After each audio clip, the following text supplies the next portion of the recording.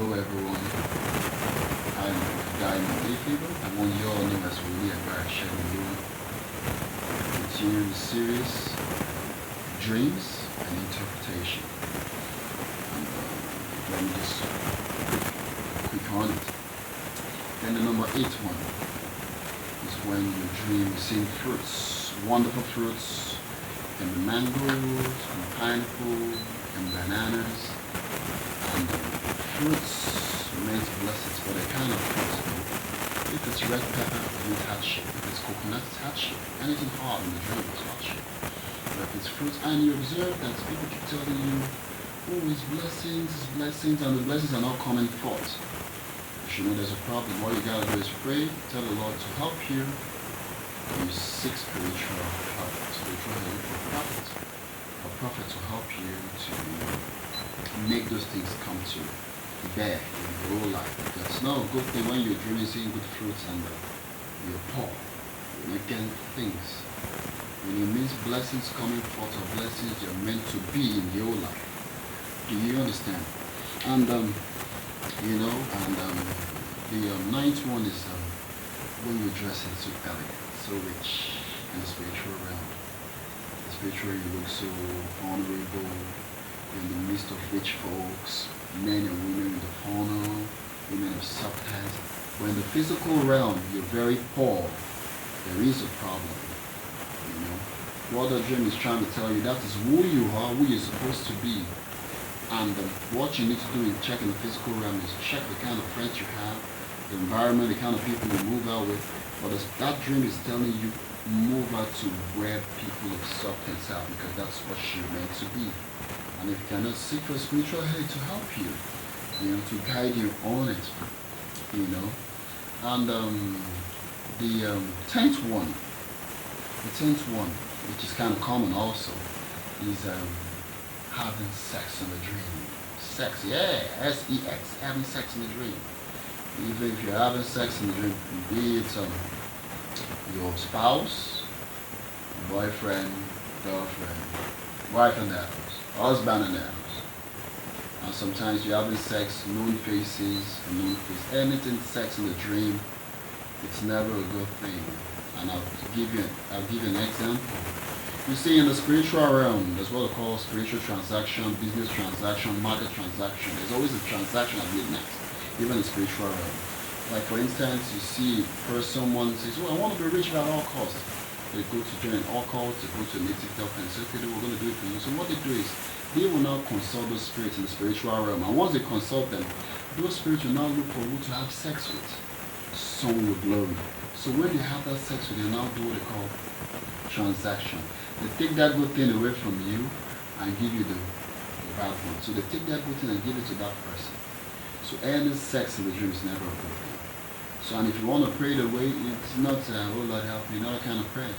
You pray fire prayers. If you cannot, look for prophets to help you in that prayers. Having sex in the dream is not a good thing. The spiritual transaction, taking away good thing away from your life, yes. Be you a male, be you a female. And if the faces are faces you know, if there are faces you don't know, it's still the same thing. There are some spirits that is their job to go and have sex with humans in the spiritual realm. And the purpose is to take that good thing that God has deposited in their life to take it away and give them the rubbish. I pray God give us knowledge to understand some facts. And the other one that I know, the 11th one is when they say catching fish. When you read some prophets, they may tell you catching fish means evangelism in the dream. What if you're catching that fish and they are dead fishes? Are they trying to tell you should go and evangelize to be catching dead people? No. Catching fish, if they are dead, sometimes is on serious, showing you serious things in your life. And if they are dead, what that thing is telling you is this. There are some areas in your life, most especially in your foundation, that are dead. You need God to help you revive it. Do you understand? So when you dream catching fish, if they are alive, it shows there are some areas in your life that are alive, but you need a spiritual awakening to wake it up, not necessarily evangelism. And if those things are dead, it shows there are some areas in your life, your foundation, where you're coming from, where your place of birth, that needs to be revived. You need God to help you in that quest. So when you're catching fish, it's not necessarily evangelism. And when planning, probably you're dreaming and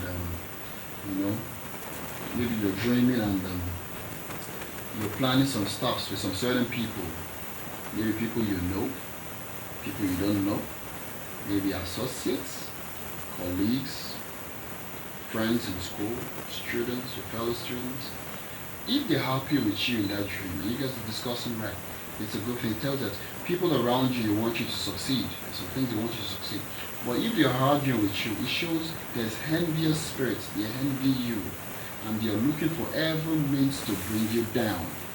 Do you understand? So when you're dreaming and you're discussing with people and you guys are happy, it's a good thing. Count it all joy. Do you understand? And when you dream, for instance, you dream and you see padlocks. You all know padlocks. Either a locked one or the one that is open with keys. If it's a locked one, it's not a good thing. Even padlocks, even the good because padlocks means bondage. It means bondage. Forget it means bondage. Now, if it's a padlocked one, you still have to trace it back to where you're coming from, your foundation, your place of birth. It shows in your place of birth, there's some things that will never stand, that will never work. Either in your family, they must not give birth, or if they marry, they must not have children, or they must not marry, or they must not be rich, or sickness will not leave them, or they will not go to school, or some certain good things must not happen in their life. That's what that padlock is showing. What you just got to do is exempt yourself, deliver yourself, separate yourself from such a family foundation. And if the padlock is open, it shows that some certain areas in your life that is open. All you just gotta do is ask God, which area of my life is this?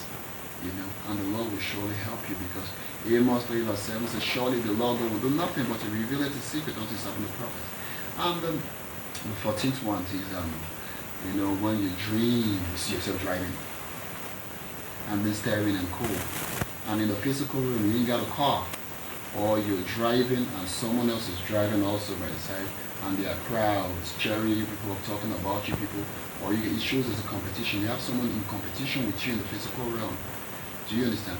That face you're seeing might not really be the person. It might be somebody else's face that they used. Do you understand? So when you see yourself driving, and in the physical realm you don't have a car, or you see yourself driving in the physical realm, you have a car. This is it. If you ain't got a car, it shows there's some areas in your life that the enemy is enslaving you upon.